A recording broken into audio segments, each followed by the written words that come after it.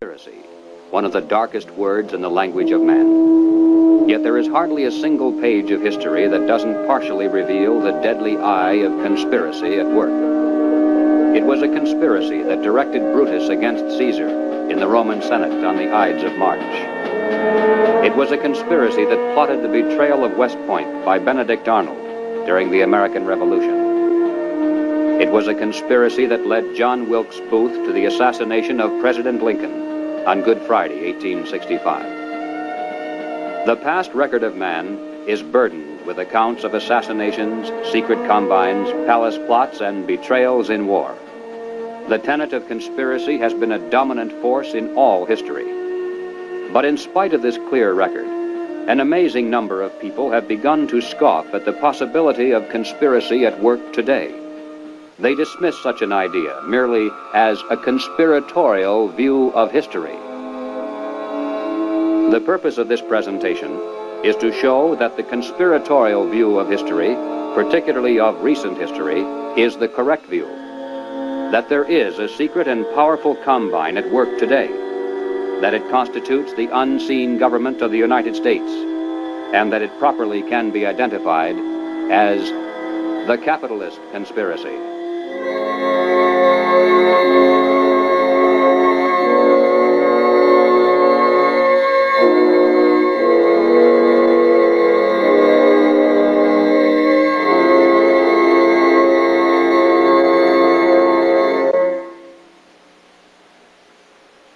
In 1963, the nation was held spellbound by the testimony of gangster Joe Valachi as he exposed the inside workings of the international crime syndicate known as the Cosa Nostra, or the Mafia. No matter how carefully criminal conspiracies are organized, eventually they're exposed because someone on the inside goes to the authorities and talks. The same is true with political conspiracies. For instance, over the years, there has been a steady stream of defectors from the communist apparatus, and through their testimony, we now have a clear idea of how that conspiracy is organized and operated. But one large piece of the puzzle always has been missing. It's a matter of record that some of the greatest help to world communism often has come from prominent and respectable leaders within the United States. Obviously, these men are not communists. As a matter of fact, most of them are extremely wealthy and are thought of as capitalists who supposedly would have the most to lose under socialism and communism. And yet the record is disturbingly consistent, and Americans repeatedly have asked why. Why have some of the richest people in the United States, both in and outside of government, aligned themselves with leftist policies that would appear to be the path to their own destruction?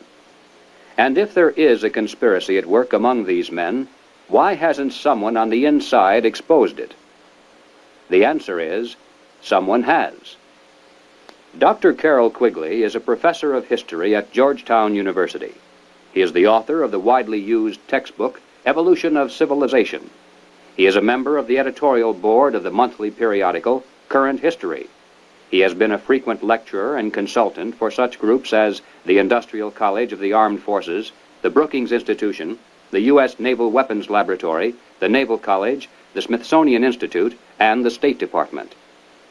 Dr. Quigley also has been closely associated with many of the family dynasties of the super-rich.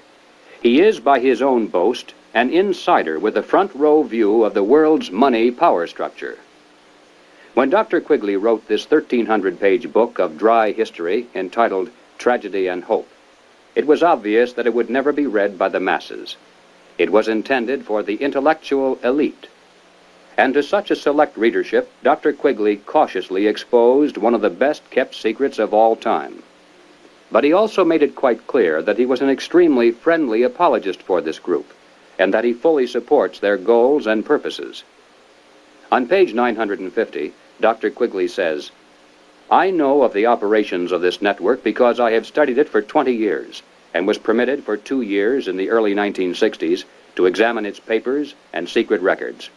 I have no aversion to it or to most of its aims, and have for much of my life been close to it and to many of its instruments.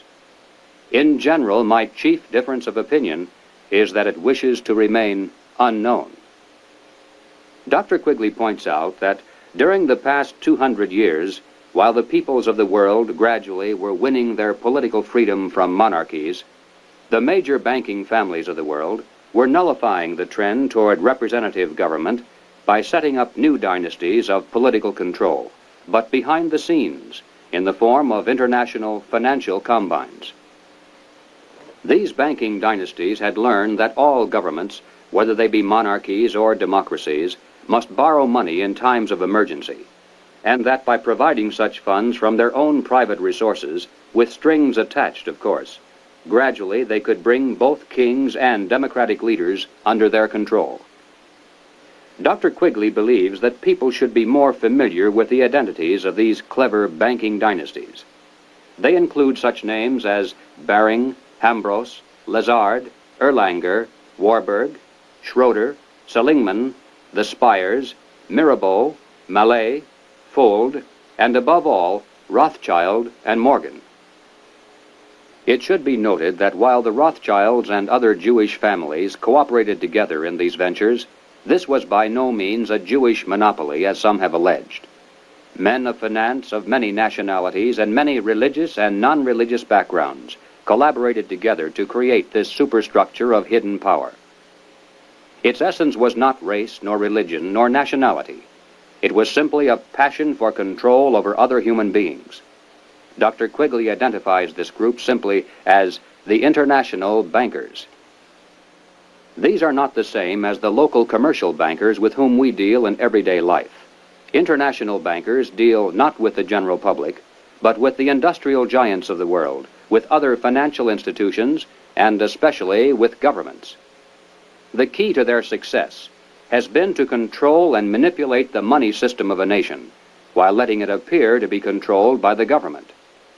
The net effect is to create money out of nothing, lend it to the government, and then collect interest on it. A rather profitable transaction, to say the least. For example, in 1694, international banker William Patterson obtained the charter of the Bank of England, and the power over England's money system fell into private hands. In a boastful mood, Patterson said, "The bank hath benefit of interest on all monies which it creates out of nothing." 230 years later, Reginald McKenna, British Chancellor of the Exchequer, said, "The banks can and do create money, and they who control the credit of the nation direct the policy of governments and hold in the hollow of their hands the destiny of the people." Turning to the United States, Dr. Quigley tells us, "The structure of financial controls created by the tycoons of big banking and big business in the period 1880 to 1933 was of extraordinary complexity, one business fief being built on another, both being allied with semi-independent associates, the whole rearing upward into two pinnacles of economic and financial power. One, centered in New York, was headed by J.P. Morgan and Company, and the other, in Ohio, was headed by the Rockefeller family.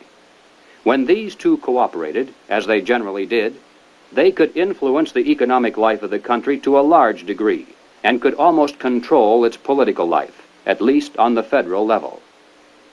In the United States, it was inevitable that the international banking interests would attempt to establish the same kind of private monopoly over the money system that they had achieved in England, France, Germany, Italy, and Switzerland. The same formula would be used: make it look like a government operation, but keep the control in private hands. John D. Rockefeller had purchased the Chase Bank, and his brother William bought the National City Bank of New York. The Rockefeller Chase Bank was later merged with the Warburg's Manhattan Bank to form the Chase Manhattan, one of the most powerful financial combines in the world today. Acting in concert with the Morgan banking dynasty, they spent untold millions of dollars to promote legislation that would grant to them a private franchise over this nation's money system. To sell this scheme to the voters, the monopolists created the propaganda line that the proposed banking law somehow would work against the monopolies. Politicians took up the cry, "Banking reform," and "Down with Wall Street." And then, to make it look convincing, the financial tycoons publicly pretended to oppose the measure, all the while financing it behind the scenes. On December 22, 1913, the Federal Reserve Act finally was passed into law. Something known as the Federal Reserve System came into being, and with it, total control over the nation's money fell into private hands. The Federal Reserve System solely is responsible for creating money in the United States. The Treasury prints only what the Federal Reserve tells it to print. The far greater amount of checkbook money is also determined by this group. Yet it is not a government agency and is entirely beyond the reach of the American voter. Technically, the stock of the Federal Reserve System is held by 12 privately owned national banks that make up the system. These, in turn, are owned primarily by the private banking dynasties that work so hard to bring that system into being. By law, the 7 members of the Federal Reserve Board are appointed by the President for a term of 14 years each. In spite of the incredible length of these appointments, nevertheless, they're supposed to create the illusion that the people, acting through their elected leaders, have some voice in the nation's monetary policies. In practice, however, every president since the beginning of the Federal Reserve System has appointed only those men who were congenial to the financial interests of the international banking dynasties. There have been no exceptions. It is now known that the original Federal Reserve Board was handpicked by Colonel Edward Mandell House, who early in his career had represented British and American banking interests. The intimate papers of Colonel House, edited by Charles Seymour, reveal House as the unseen guardian angel of the Federal Reserve System. In the words of Mr. Seymour, the Schiffs, the Warburgs, the Kahns, the Rockefellers, and the Morgans had faith in House. In 1912, Colonel House authored this book entitled Philip Drew, Administrator. The hero, a thinly disguised version of himself in real life, was a behind-the-scenes manipulator of prominent political figures. In the disguised form of a novel, the book lays bare the general strategy that has been followed ever since, even to the very present. It tells of how a small group of insiders cause a depression, and then bring about the election of a man named Rockland. Rockland gives fireside chats and launches a program called the New Era to strengthen government control over the masses. Eventually, the insiders who control the government weaken the country deliberately to the point of civil war, which provides them with the excuse for establishing a dictatorship under Philip Drew. Colonel House was the man who selected Woodrow Wilson as a presidential candidate, and later became his principal advisor. Wilson was totally dependent on House for all political decisions. He was his alter ego. The president himself had written, "Mr. House is my second personality. He is my independent self. His thoughts and mine are one. If I were in his place, I would do just as he suggested." When the federal government goes into debt, it borrows that money from the Federal Reserve System. The national debt presently is at the 400 billion mark. Just to pay the interest on this debt, taxpayers are forced to contribute over $20 billion every year. And remember, that is interest on money created out of nothing. At National Convention time, $20 billion can determine far more politics than all the shouting and placard waving and brass bands combined. And one can only imagine the economic and political pressures that are brought to bear on a candidate seeking public office. Pressures and commitments to make sure that if elected, the new president will make the correct appointments, not only to the Federal Reserve Board, but also to ambassadorial posts, government agencies, the cabinet, and even the Supreme Court. This is why, through the years, administrations change, party labels change, but major policies do not. In 1870, a wealthy British socialist by the name of John Ruskin was appointed as Professor of Fine Arts at Oxford University in London.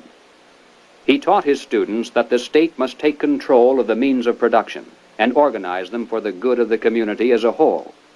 But he advocated placing control of the state into the hands of a single dictator.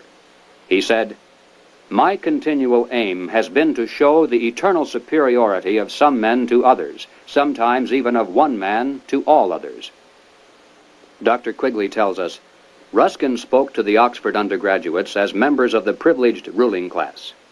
He told them that they were the possessors of a magnificent tradition of education, beauty, rule of law, freedom, decency, and self-discipline, but that this tradition could not be saved unless it could be extended to the lower classes in England itself and to the non-English masses throughout the world.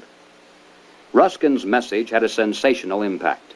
His inaugural lecture was copied out in longhand by one undergraduate, Cecil Rhodes, who kept it with him for 30 years. Cecil Rhodes made one of the world's greatest fortunes. With help from international bankers, he was able to establish a virtual monopoly over all the diamonds that came from South Africa, and most of the gold as well. Throughout his entire life, Cecil Rhodes spent most of his vast income to promote the ruling class ideas of John Ruskin. Many people are familiar with the world-famous Rhodes Scholarships, which were established to promote the less controversial aspects of John Ruskin's dream. But very few are familiar with the fact that in 1891, Cecil Rhodes established a secret society to promote the rest of that dream. Dr. Quigley explains, in this secret society, Rhodes was to be leader. Stead, Brett, Lord Esher, and Milner were to form an executive committee. Arthur Lord Balfour, Sir Harry Johnston, Lord Rothschild, Albert Lord Grey, and others were listed as potential members of a circle of initiates, while there was to be an outer circle known as the Association of Helpers, later organized by Milner as the Round Table Organization. Here, then, was the classic pattern of political conspiracies throughout all history. At the center, usually depicted as the all-seeing eye, there is a tiny group in complete control, with one man as the undisputed leader. Next comes a circle of secondary leadership that for the most part is completely unaware of an inner core. They are led to believe that they are the innermost ring. In time, as these conspiracies are built from the center out, they form additional rings of organization. Those in the outer echelons usually are poor idealistic souls with an honest desire to improve the world. They never suspect an inner control for sinister purposes, and only those few who demonstrate a ruthless capacity for higher leadership are ever allowed to see it. After the death of Cecil Rhodes, the inner core of his secret society fell to the hands of Lord Alfred Milner, Governor-General and High Commissioner of South Africa. As director of a number of public banks and corporate precursor of England's Midland Bank, he became one of the greatest political and financial powers in the world. Milner recruited into his secret society a group of young men, chiefly from Oxford and Toynbee Hall. And according to Quigley, through his influence, these men were able to win influential posts in government and international finance, and became the dominant influence in British imperial and foreign affairs up to 1939.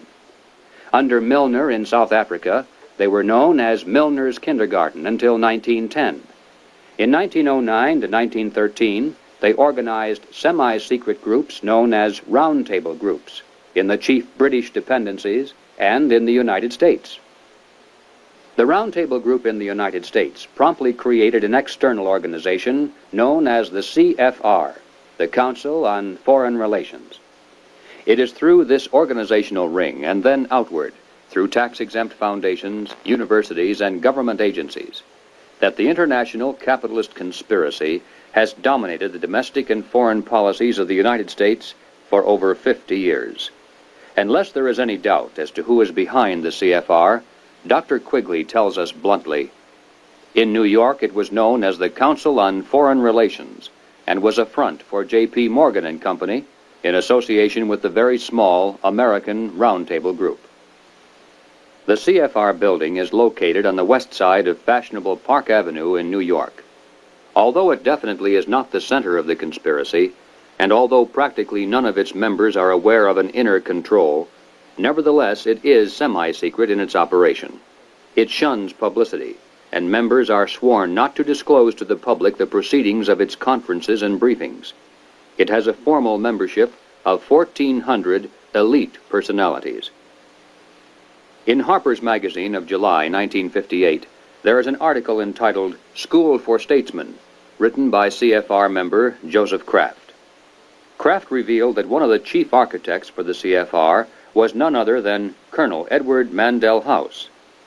At the time of writing this article, Mr. Kraft boasted that the CFR membership even then included the President, the Secretary of State, the Chairman of the Atomic Energy Commission, the Director of the Central Intelligence Agency, the Board Chairman of 3 of the country's 5 largest industrial corporations, 2 of the 4 richest insurance companies, and 2 of the 3 biggest banks, plus the senior partners of 2 of the 3 leading Wall Street law firms, the publishers of the 2 biggest news magazines and of the country's most influential newspaper, and the presidents of the big 3 in both universities and foundations, as well as a score of other college presidents, a scattering of top scientists and journalists. The CFR, from behind the scenes, has dominated this nation for decades. CFR members include top executives and journalists for the New York Times, the Washington Post, the Chicago Daily News, Harper's, Look, Time, Life, Newsweek, U.S. News and World Report, CBS, NBC, MGM. They include directors of the Ford Foundation, the Rockefeller Foundation, the Carnegie Endowment Fund.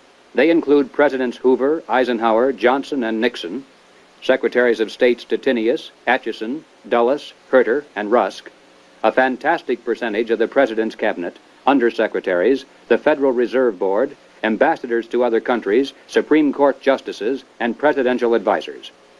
The average American has never heard of the CFR, yet it is the unseen government of the United States.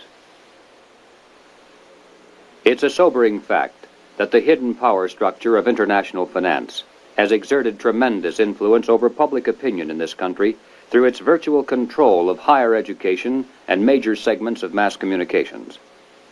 The human mind is like a computer. No matter how efficient it may be, its reliability is only as great as the information fed into it. If it is possible to control the input of the human mind, then no matter how intelligent a person may be, it's entirely possible to program what he will think. And yes, it's even possible to program people to laugh at the mere mention of the word conspiracy. Such programming, of course, can work in both directions. While one group has been conditioned not to see any conspiracy at work, another group has been led to believe that communists have been behind practically everything, a position easily made to look ridiculous. These well-intentioned anti-communists have been correct in their charge of conspiracy, but incorrect in knowing who to blame. As far back as 1907, Trotsky was financed by British bankers. By 1917, the major financing for the communist revolution in Russia was coming through Lord Alfred Milner, the leader of that inner core within the Roundtable groups and the CFR. In America, Jacob Schiff of Kuhn, Loeb and Company gave $20 million to Trotsky. From Germany, millions more came from Max Warburg. The communist movement, not only in the United States, but around the world, always has been financed by the international banking establishment. Dr. Quigley explains why the establishment has never greatly worried about the communist movement in America. He says, "It must be recognized that the power that these energetic left-wingers exercised was never their own power or communist power, but was ultimately the power of the international financial coterie." In the 1950s, when the public became aroused over evidence of communist subversion in the federal government, it was a simple expedient to have a promising young congressman from California dramatically expose one communist agent. The establishment press gave it extensive coverage, the public was placated, and the obscure congressman became a national hero almost overnight. But when Congressman Reese of Tennessee began to investigate the link-up between Alger Hiss, the Carnegie Endowment, the Morgan Bank, and the interlocking tax-exempt foundations, the establishment press and the administration moved mightily against him. The pressures were so great that he was forced to abandon his investigation, and no one has dared to try it since. After a man has far more money than he possibly can spend for pleasures, what is left to excite him? For those with a ruling class mentality, the answer is power, raw power over other human beings. Money can buy such power only to a point. Beyond that, politics is the sport, and world politics is the ultimate game. For the purposes of this presentation, we have referred to those in the international power structure as capitalists. But these men are not really capitalists in the classical sense. They are merely rich socialists. They have gained their vast wealth not through honest competition and free enterprise, but by political influence and favoritism, the granting of government protection to eliminate competition, and by gigantic fraud of the money system, backed by government force. These men are striving to create a world superstate, with the expectation that from behind the scenes they will be the ones who will rule. Not free enterprise capitalism, but big government is the conspiracy's life force. World government is its ultimate goal. But what is the best way to sell big government and then world government to a people like ours, historically devoted to an independent republic of limited powers? The answer is simple. In revolutionary literature, the tactic is known as pressure from above and below. It's the strategy that Colonel House laid down in his book, Philip Drew, Administrator. Deliberately create problems, and then offer only those solutions that result in the expansion of government. Create conditions so frightful at home and abroad that the abandonment of personal liberties and national sovereignty will appear as a reasonable price for a return to domestic tranquility and world peace. If those who seek world dominion can stimulate leftist mobs into violent confrontation with local law enforcement, and also provide exhaustive news coverage so that the entire nation can see and tremble, then the peaceful and freedom-loving majority can be programmed to accept a vast expansion of government powers and even a national police force, offered supposedly to end the violence. If those who seek world dominion can raise the specter of an enemy armed to the teeth with superior atomic weapons on the verge of launching a nuclear holocaust, and also offer world government as the prevention, then millions of Americans can be programmed to accept the loss of national sovereignty as our last best hope for peace. This is the meaning of pressure from above and below. To put over police state measures at home, they need chaos, crime, and anarchy in the streets. To sell the idea of world government, they need the constant threat of nuclear war. Or, as they say in revolutionary circles, the real action is in the reaction. In 1968, Random House Incorporated published this book by James Koonin, The Strawberry Statement, Notes of a College Revolutionary.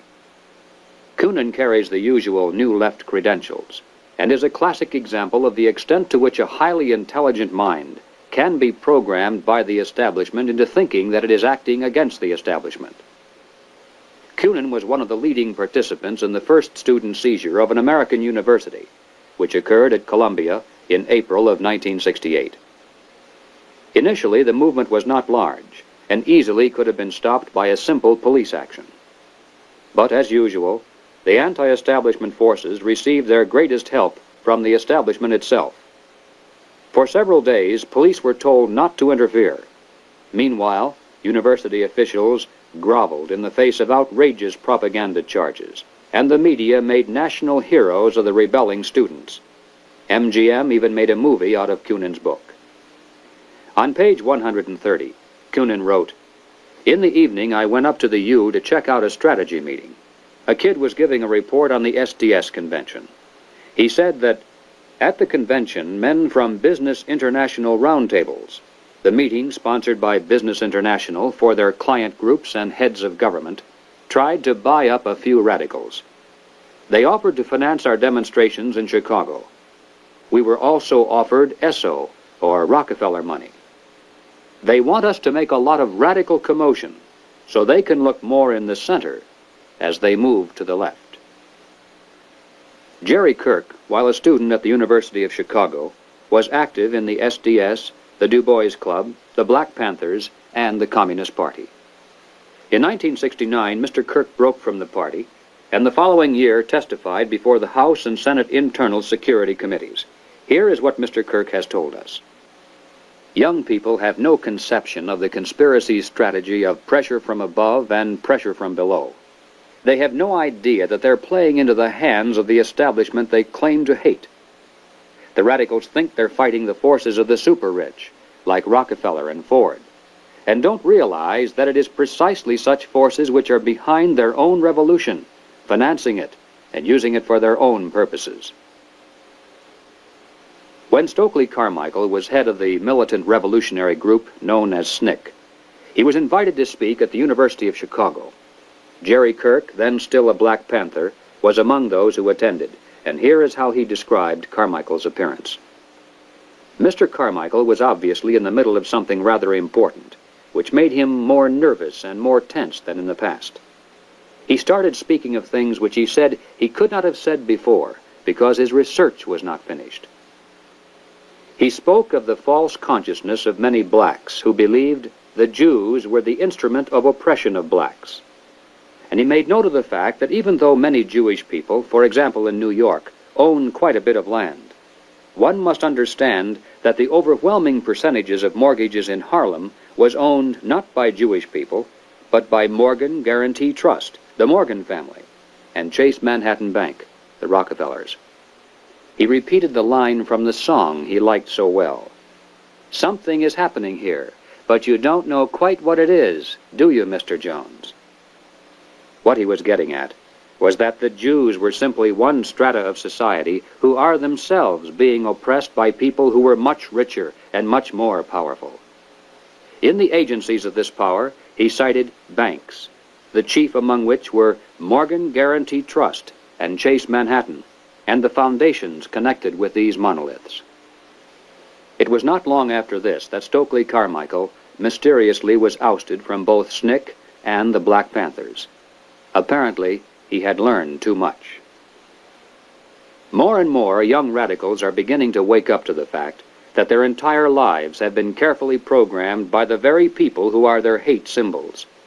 They're beginning to realize that their so-called anti-establishment outlook actually is the calculated product of the establishment press, the establishment communications media, the establishment entertainment industry, the establishment schools. Rich men's corporations publish and popularize revolutionary books and songs. Through advertising, rich men's businesses subsidize revolutionary magazines. Rich men's tax-exempt foundations pour millions of dollars into left-wing organizations. The federal establishment in Washington, through agencies like the OEO, provide weekly paychecks to thousands of hardcore revolutionaries. And so we return again to the basic question, why? Why does the establishment publicly condemn but privately support the anti-establishment movement?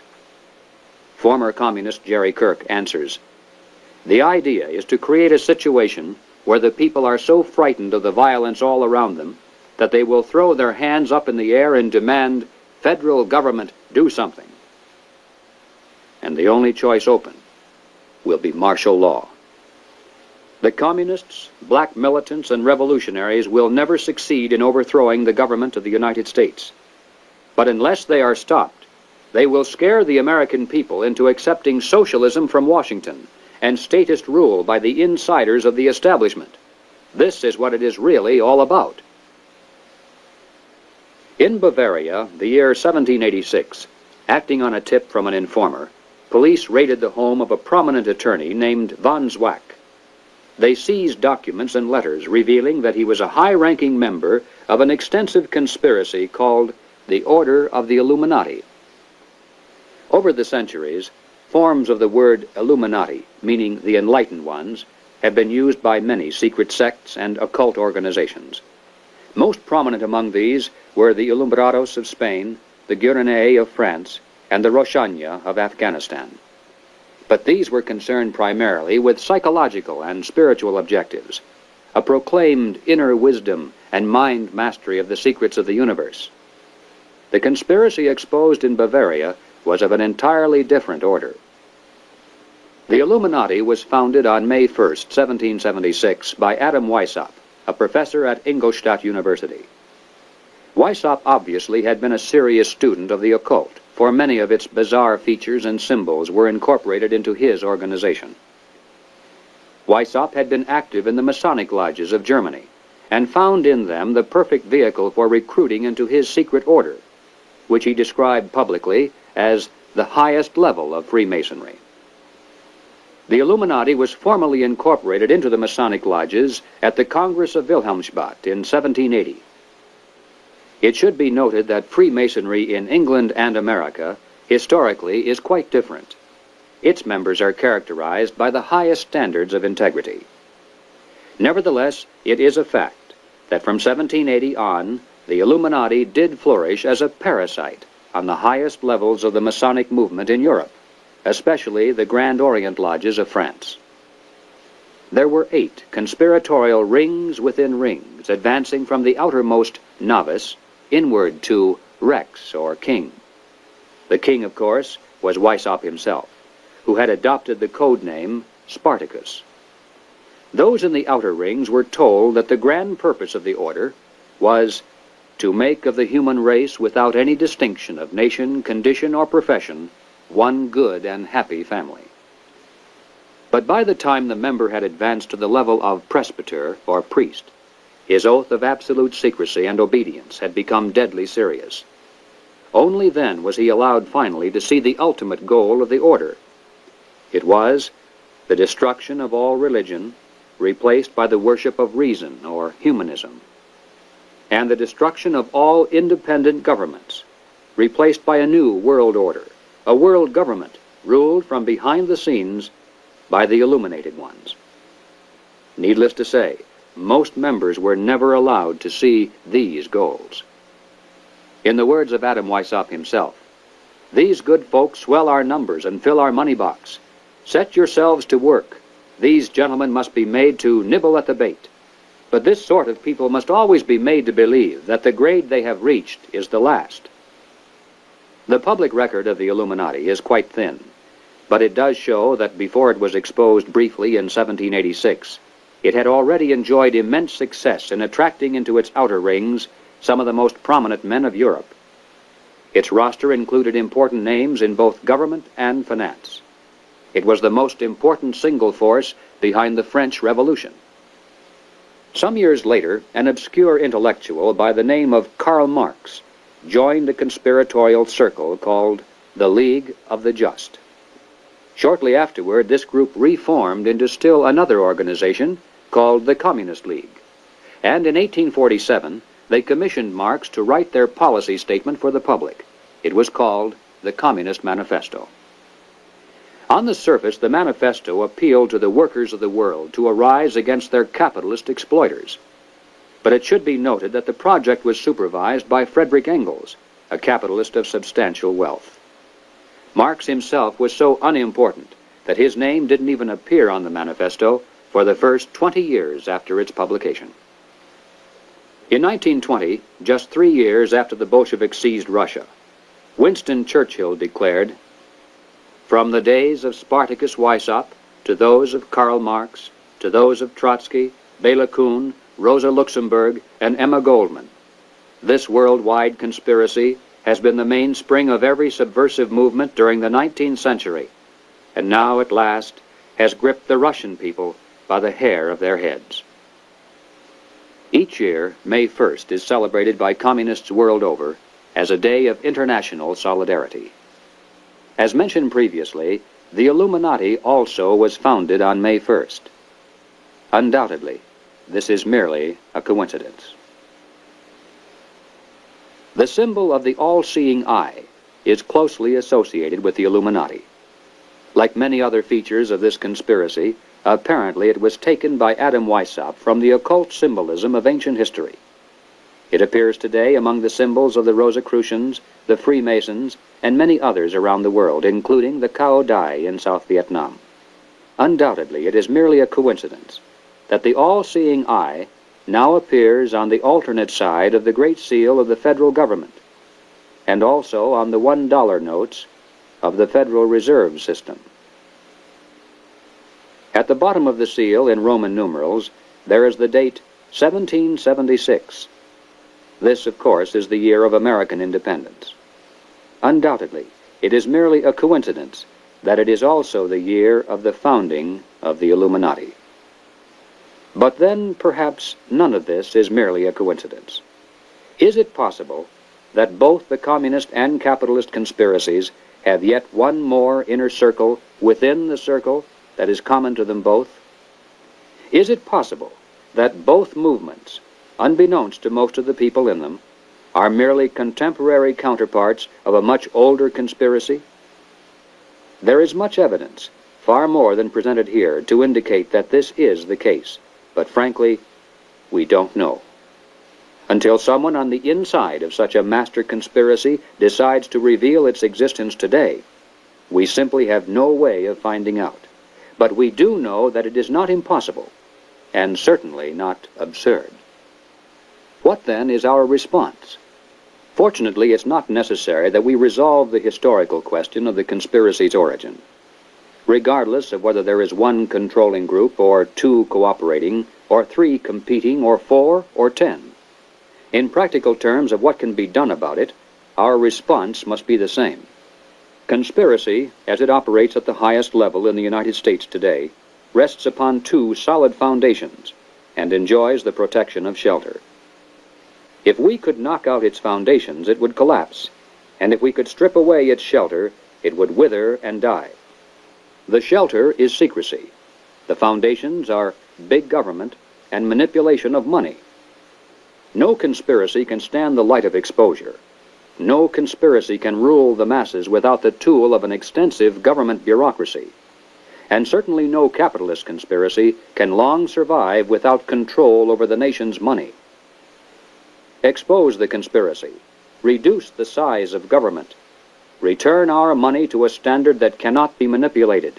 This must be our response. In the limited time available, we have attempted to demonstrate that the conspiratorial view of history, particularly of recent history, is the correct view. Let us summarize now 7 major conclusions. 1. There is and has been for some time a conspiracy among some of the richest people in the world. A conspiracy that virtually owns the money systems of the major non-communist nations. This monopoly is protected by the power of the respective governments, and is used to perpetuate the conspiracy's vast wealth by the creation of money out of nothing. 2. In the United States, this monetary fraud is perpetuated through the Federal Reserve System.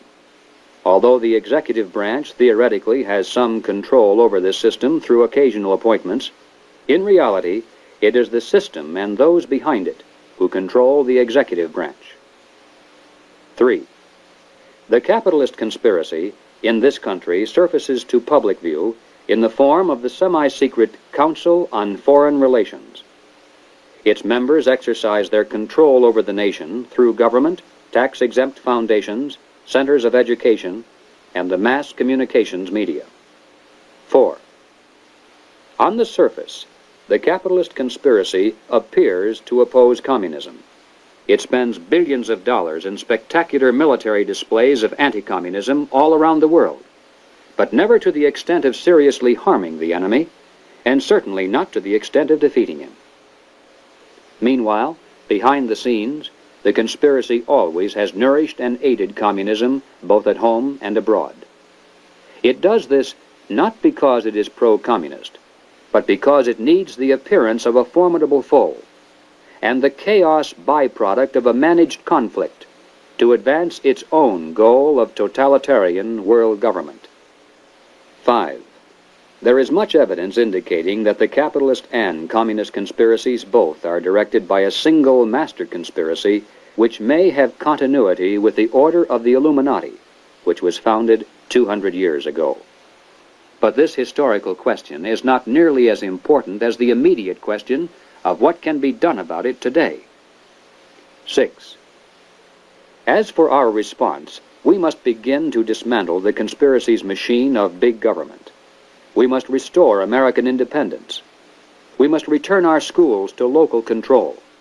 We must protect our police forces from federal aid, which is the certain path to a national police force controlled from Washington. We must denounce revenue sharing as a transparent device leading to control over local government. We must raise up men for political office who not only talk about reducing government, but who will do it once they're elected. And that means men who are totally independent of establishment politics. 7. We must reduce the Federal Reserve System to a service function of clearing checks between banks only. Merely turning the system as it stands over to the federal government, as some have suggested, will not solve the problem. The same people would control it either way. The root of the evil is that money is created out of nothing, and the insiders could do that today just as easily directly through government as they do through the Federal Reserve System. The ultimate solution is to prevent anyone, in or out of government, from manipulating the money supply. And the only way to do that is to return our money to the gold and silver standards. 8. We must expose the conspiracy to public view. If somehow every American could be made aware of the facts contained in this presentation, if it were possible to circumvent the establishment's channels of mass communication and carry this message person to person to our friends and neighbors and fellow club members, the conspiracy would collapse like a house of cards. Yes, the hour is late, but it is not too late if we are realistic in our efforts. As Americans, we can still speak out without fear of imprisonment. We can still join together into patriotic groups to multiply our effectiveness. We can still challenge the establishment's candidates. We still retain that remnant of power to regain control of our own government. With divine guidance and with your help, it can be done.